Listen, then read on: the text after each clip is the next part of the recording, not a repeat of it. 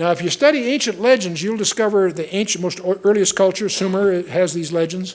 Assyria, Egypt, Incas, Mayan, Gilgamesh in Babylon, Persia, Greece, of course. Most of us are familiar with the Greek versions of this mythology. India, Bolivia, South Sudan. Even the American Indians speak of the star people that came down and so forth. And I came across a fascinating reference in a book that was considered at the time very reliable, the autobiography of William Cody, commonly known as Buffalo Bill. And if you look at Buffalo Bill's autobiography, Colonel William F. Cody in 1920, there's a paragraph, I put part of it in here. He says, while we were in the Sandhills scouting the Niobrara country, the Pawnee Indians brought into camp some very large bones, one of which the surgeon of the expedition pronounced to be the thigh bone of a human being.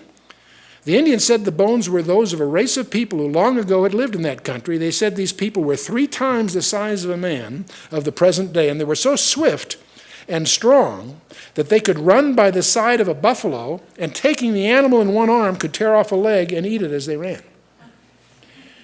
The bone was too big, they didn't have wagons, so they didn't keep it. So he recorded it in his journal. So I don't know what to make of that, but I think it's interesting. You'll discover, if you study Indian lore, that the Indians were terrified of the 6-fingered people. That's why when they met a stranger, they held up the hand to prove they only had 5 fingers. This how business is Hollywood, but the idea of greeting a stranger with your hand so he could count fingers. You'll find that recorded in the pictoglyphs in Chaca, New Mexico, among other places. Anyway, moving on.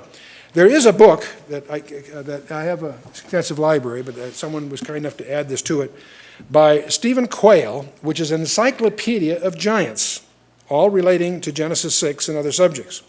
And this came out in 2002. I'm just giving you a couple of snapshots. It's amazing. He has a catalog here of hundreds of giants in human history that we have records of or pictures of. Here's a couple of guys. You wouldn't want to meet them in a dark alley, would you? Here's a guy 9 foot 4 inches, Makhnoff and Chiquita. These are, of course, used in shows and stuff back in the turn of the century. Here's a gal by the name of Lady Amma. She was 22 years old, 7 foot 9 inches, with 2 elder sisters.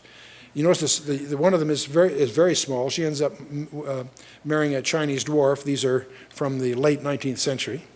Here's Captain Martin Van Buren and his wife, Mrs. Ann Bates. Both of them about 8 feet tall. She was actually a little taller than he was, or very close to it. He was born in Kentucky in 1847, and they, of course, were on exhibit throughout Europe, but these pictures were part of the promotion and so forth. I could go on, but just to give you some there are records of giant people, 10, 13 feet kinds of people, and skeletons, hundreds of them. It's one part of Stephen Quayle's book highlights the fact that for strange reasons, they always get covered up. You really have to do some digging to get the records and stuff. He spent 30 years pulling his encyclopedia together. But there's a genetic discovery I want to share with you. Scientists at Johns Hopkins University have discovered that there's a gene in mice which controls growth. It's called GDF8. In other words, growth differentiation factor 8. Disrupting GDF8 will result in super mice that are 2 to 3 times larger and much stronger than normal mice. And this was published in Nature, a reputable journal, in April 30th of 1997. So it's interesting to me, don't confuse hormonal growth. Some people are large because of hormones, but when they get bigger, they get weaker. We're talking about a genetic difference here, and also, I'm assuming, a genetic difference in the Nephilim. You follow me? Because the Nephilim become supermen, very large and very terrifying. And so now it's interesting, by the way, speaking of genetics here now, it's interesting, in the Bible, there's the death penalty for lying with a beast, sleeping with an animal, in the sexual sense. If a woman lies with a beast, both shall be killed, not only the beast, but the woman. That's in Leviticus 20, verses 15 and 16, to give you an example.